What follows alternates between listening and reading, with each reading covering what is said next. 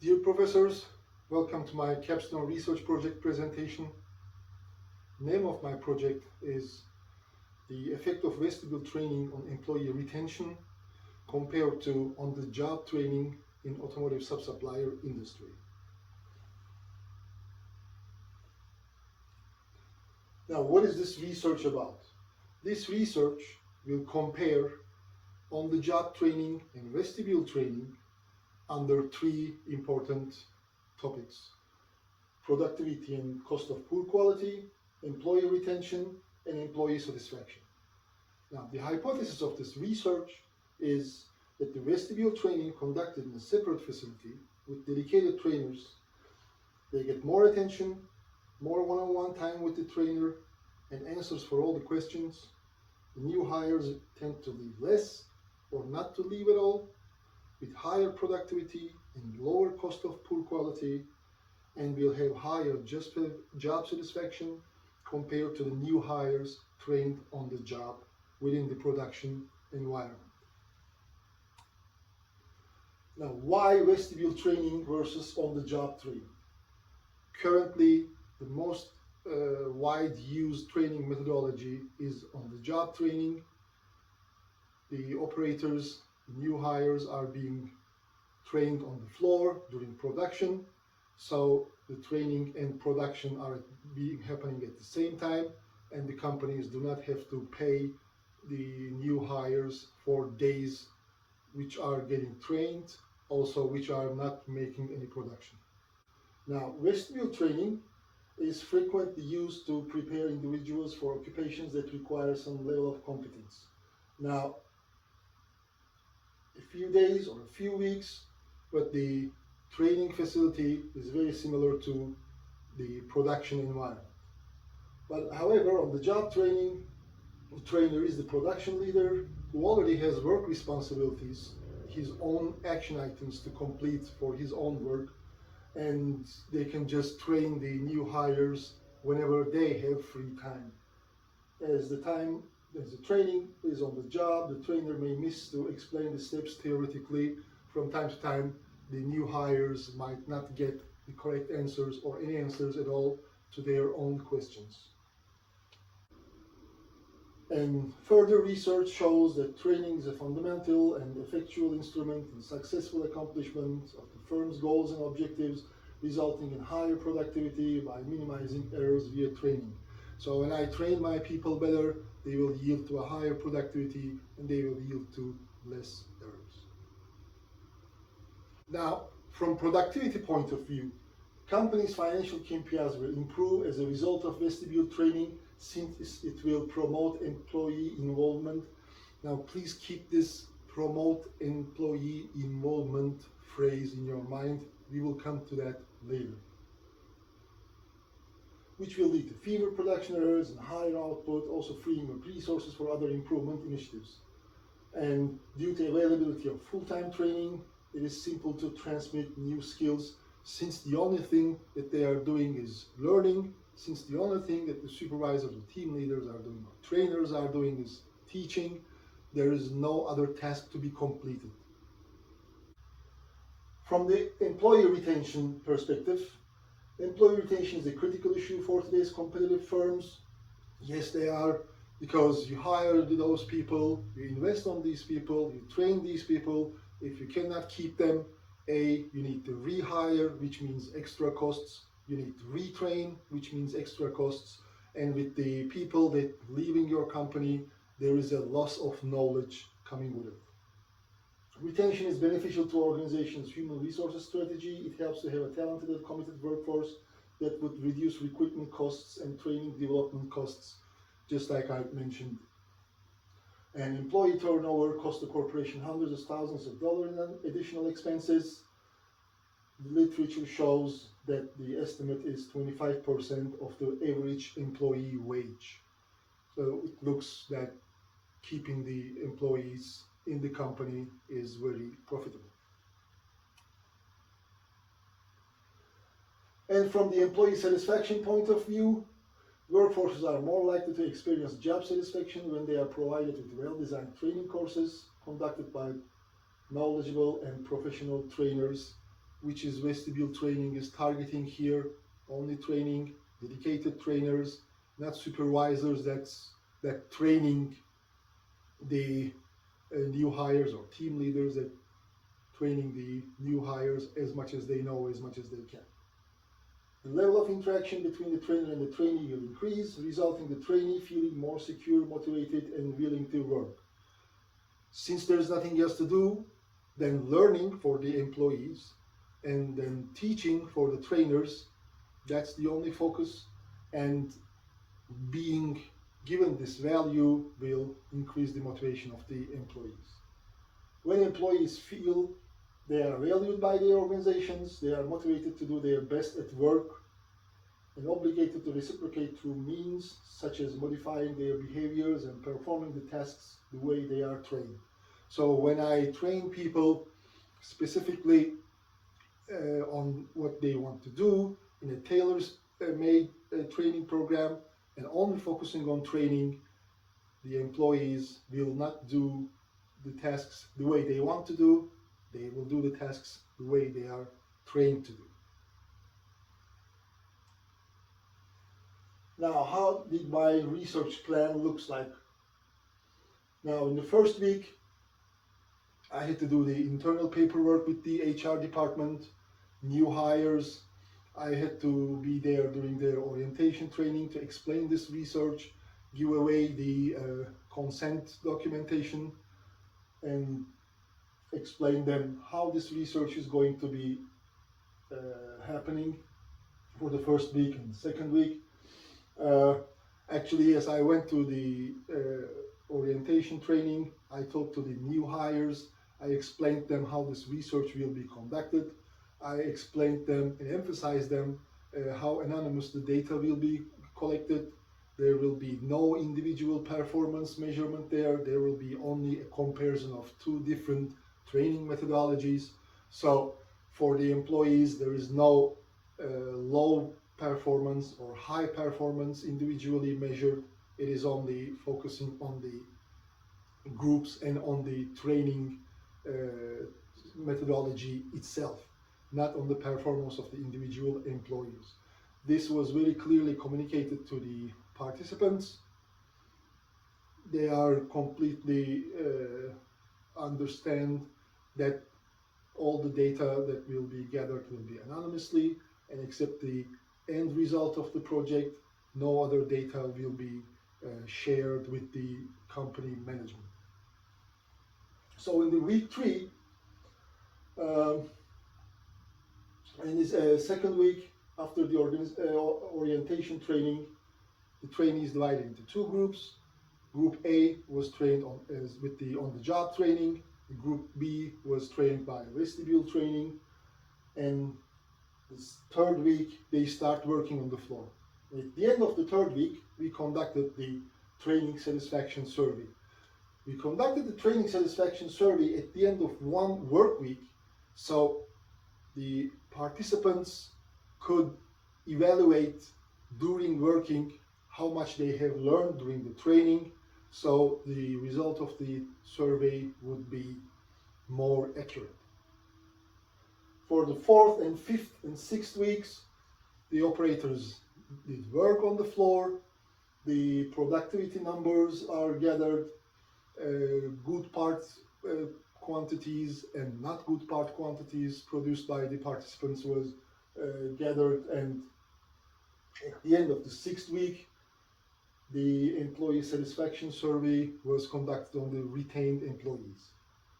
Week 7 was the analysis stage for all these results, and at the end of in the week 8, the project was completed. Now, the results you will see here also will be studied under these 3 topics. The first one was productivity and cost of poor quality. As you can see, the group A, which is the on-the-job training group, and group B, on the vestibule training group, they have different good part production numbers, and they have different not good part production numbers. in order to eliminate the unexpected stoppages or maintenance-related stoppages, the effects on the numbers, the production numbers are calculated as parts per hour. So at the end of 4 weeks, we can see here that the vestibule trained group B has an average 2.8 pieces per hour higher production than group A, which is on the job training group, and they have 0.6 pieces lower NG parts produced. From the retention point of view, first week we started with 10 people in the group A and 9 people in group B. Due to workforce planning, the second week 2 people were moved into a different position, into a different department, so their results were not included to this research. But in the third week, which is the first week they started after training, 2 people from group A quit in the third day of the week, and this might be interpreted as they were trained, they were on the floor, but they have seen that they were not capable of completing all the tasks the way they were expected to complete, and they lost the will of working for this company and they quit. And at the end of week 6, there were only 6 people in group A, but group B started with 9 people and completed also with 9 people. So we can say the group A had a 75% retention, where group B had 100% retention.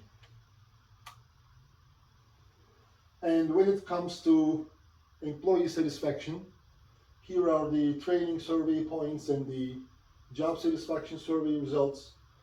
When we look at those graphs, the survey is made under different sections, under different subsections, but also in every section, and in general, the group B, which was trained with the vestibule training, had higher average points in Likert scale surveys compared to group A, which is trained with on-the-job methodology.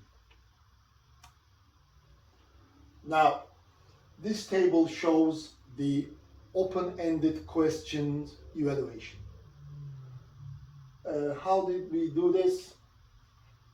The keywords in their answers were gathered, combined, and the percentage of the, which I call it focus of the keywords, is calculated. Very important 2 things here, I would say. What did you like the most about the training? The vestibule training group said being able to ask questions. Apparently, they had experience previously working for this company, and they were trained in that company as well. And apparently, they didn't have that much chances to ask questions. So now when they are trained with the vestibule training, they are happy that they are being able to ask questions. Or they are comparing this to that 1 week work period, the third week of the Capstone project, and during production environment, how much questions they could ask and how much answers they would get. That's what they might be comparing with. So they are very much happy with being able to ask questions. And for the question, what did you like the least about the training? As you can see, the group A said trainer availability and can't hear the trainer. So A, he was not available all the time, they needed him. And B, when he was available, the communication was too low because they cannot hear the trainer. On the other hand, you look at the group B, 37% said nothing. And there's only one translation answer there, which is based on the bilingual trainers' English capability versus their translation capability towards non-English speaker Latino participants. And there is one more very important thing I want to emphasize in this table. What areas of this topic do you struggle with the most? When we look at group A, they say machine adjustment and lab equipment, which is used for measurement of the part. But on the other side, we see lot traceability, and it's 34%. Now, lot traceability is not a operator task. It is a team leader task. So the group B participants, they were so confident with the training they get. They wanted to learn more. They wanted to learn different things besides an operator tasks, operator responsibilities.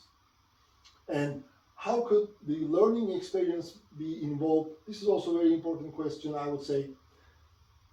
The group A on the job trained participants said, make it longer, more trainers, too loud, do it separate. They all are focusing on improve or increase the knowledge transfer from the trainer to the workers, to the new hires, to the trainees. Make it longer. Apparently, it wasn't enough time for them. More trainers, because trainers were not available for them. And it's too loud, do it separately. So even they were available, the communication was low. And on the other side, we see teach multiple lines, more lot traceability, longer time in lab. Teach multiple lines is that they are confident that they have learned how to run their machines, but since they have seen that because of the workforce planning, operators might be moved from one area to the other, they don't want to fail in case they are being moved. So they want to learn other lines as well. And more lot traceability means they want to learn team leader responsibilities as well, which means they were pretty satisfied what they have learned, and they were very confident of being able to complete their tasks thanks to the vestibule training. Now, do you remember when I told you keep the phrase promotes employee involvement in your mind? There you can see it very clearly. They want to learn multiple lines. They want to learn team leader tasks. It's a very good display of that the vestibule training is promoting employee involvement.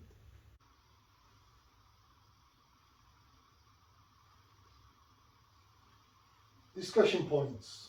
Strengths of this project. The project has gathered numerical and calculatable data. The project does not say, based on the research team, it seems like, the research team feels like, or in our opinion. There are facts and figures, there are numbers, they are calculated, they could be compared, and it's all apple to apple since they are numbers. And the study is conducted at the same field that the actions will be taken based on the results of the research, which means the company can directly take actions based on those results. They don't have to interpret the results from one industry to another or from one company to another. It's not like they are taking a study done in a healthcare industry and trying to implement it to automotive industry, or they did not have to take a research done in a different company in automotive industry. Might be totally different work environment, different corporate culture, different inputs, different expectations, and they have to interpret to this company. No, everything happened on that floor, everything happened in that company, and they can directly create action item plans based on those research. Now let's see if there were any weaknesses on this project. Sample quantity for both groups were 6 and 9. Yes, the project was completed with 15 people. It would be better if it was 150 people or 1,500 people. Surveys include questions where the answers are depending on the personality or leading style of the supervisors. Yes, it might be possible that the attitude of the trainers towards the participants might affect the scores or the results of the Likert scale training satisfaction surveys. Parts to be produced change frequently. Yes, since this research is being done at a production company and they have different parts in their product range, the participants did not always produce the same parts. But since that was the same for both groups, that variation was excluded from this project. It might be also considered in the future projects. The demography of the participants and potential cultural biases were not studied. That's also an interesting point. Due to the time limits of completion of this project, I did not have the chance to separate the participants based on their demography and evaluate the results based on that. However, because of this, the demography of the participants was not studied. Self-evaluation. This research includes the biggest variable, human nature. Yes, I was a production manager and then a quality manager, and most of the time I was working with process parameters, temperature, time, duration, current density, etc. Most of the time all these parameters were adjustable on the machines.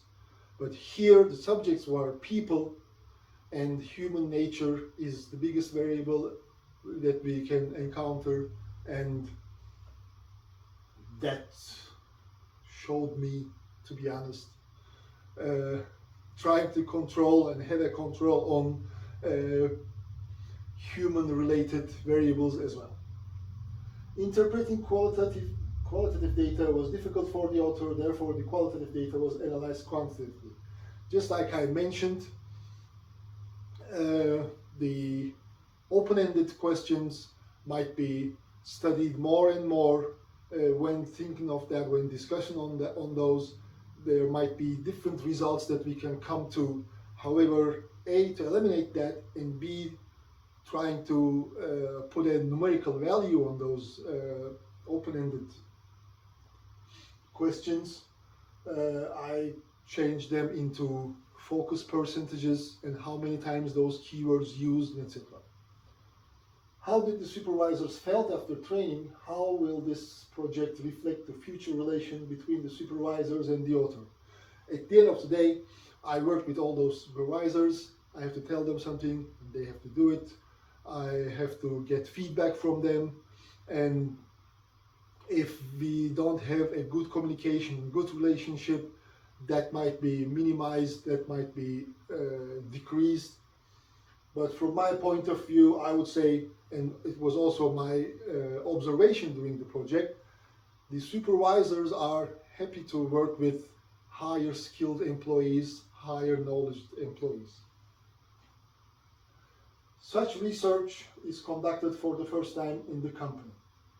Yes, it was the first that any subject was studied in the workplace, actually, and starting with the methodology of the training, since it's a company with more than 20-something years history in that location, people have their own ways, they are used to doing things in a certain way, and even comparing something new with what they have, it might be understood as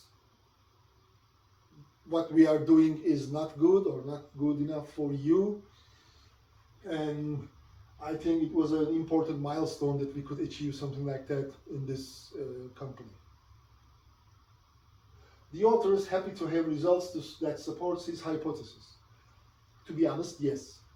The literature shows, before I started with this project, that vestibule training, although it has its own downsides, like you're paying the participants, you're paying the new hires for the days that they are not working or they are not producing any products, that at the end of the project, the results were the way I was expected and proved my hypothesis, I would say. Positive perception of the way the author wants to contribute to the productivity of the company in a field which is not in his job description. Now, I'm a quality engineer, quality manager. So what it is I do is, when there's a customer complaint, I try to figure out why it happened and what can we do so this mistake does not happen. But most of the time we are focusing again on the machinery, on the equipment, not on the training of the employees that are actually producing those MG parts. So doing this, thinking out of the box, doing something which is not in my own job description field, I would say will have a good or positive perception from the management and also from my colleagues. And like I said, since the supervisors were more comfortable to work with higher skilled operators, the feedback I had from the floor, at least, my observation was that it was pretty positive. This research is a documented evidence that the author did gain basic leadership traits during the master's program. I would say, although I'm in my 40 plus years of age, this master's program did make me grow up. I learned a lot of things during this master's program, and while implementing everything on the floor during this research, I learned more. I changed the way I communicated with people. I changed the way I asked things from the people. I changed the way I get the feedback from the people and evaluate that feedback and present that feedback. And I believe, yes, dear professors, thank you very, very much for this addition to my background and to my pool of knowledge. You have trained me, you have taught me at least one or two basic traits of leadership. Thank you for watching.